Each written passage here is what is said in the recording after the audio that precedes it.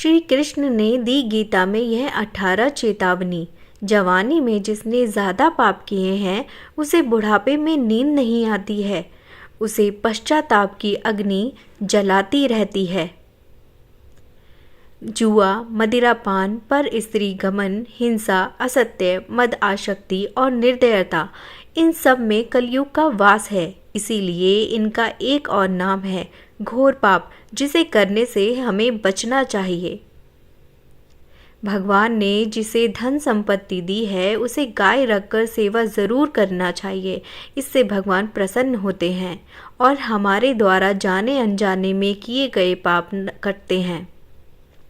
भगवान श्री कृष्ण कहते हैं कि मनुष्य को अपने हृदय को बार बार समझाने की कोशिश करनी चाहिए कि ईश्वर के सिवाय उसका कोई नहीं है जो साथ देगा, कोई नहीं है। साथ ही यह विचार करना चाहिए कि इसका कोई भी नहीं है इस ब्रह्मांड में जो उसका साथ देगा, वो सिर्फ परमात्मा है।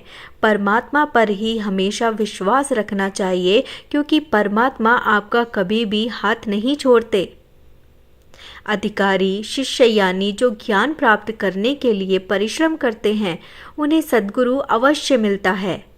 श्री कृष्ण कहते हैं कि सत्संग ईश्वर की कृपा से मिलता है, परंतु कुसंगति में पड़ना मनुष्य के अपने ही विचारों के कारण होता है।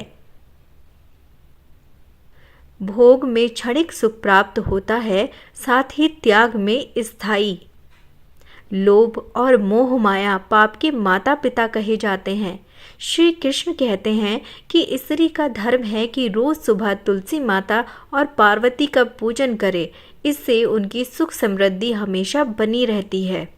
मनुष्य को हमेशा अपने मन और बुद्धि पर विश्वास नहीं करना चाहिए, क्योंकि ये बार बार मनुष्य को दगा देते हैं। खुद को निर्दोष मानने बड़ा गुनाह साबित होता है। पति पत्नी पवित्र रिश्ता बनाए रखने से भगवान पुत्र के रूप में उनके घर आने की इच्छा रखते हैं। भगवान इन सभी कसौटियों पर जांच परख कर मनुष्य को अपनाते हैं, इसलिए मन में कभी भी गलत विचार नहीं रखने चाहिए।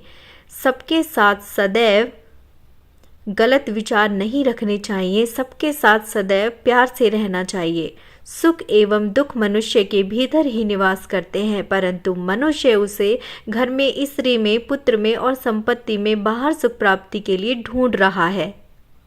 भगवान श्री कृष्ण कहते हैं कि उपासना केवल शरीर से नहीं, मन से भी करनी चाहिए। ईश्वर का वंदन उन्हें प्रेम बंधन में बांधता है। मनुष्य की वासना ही उनके पुनर्जन्म का कारण होती है।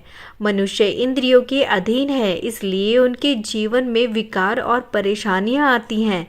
इसलिए हमेशा परमात्मा के साथ रहें।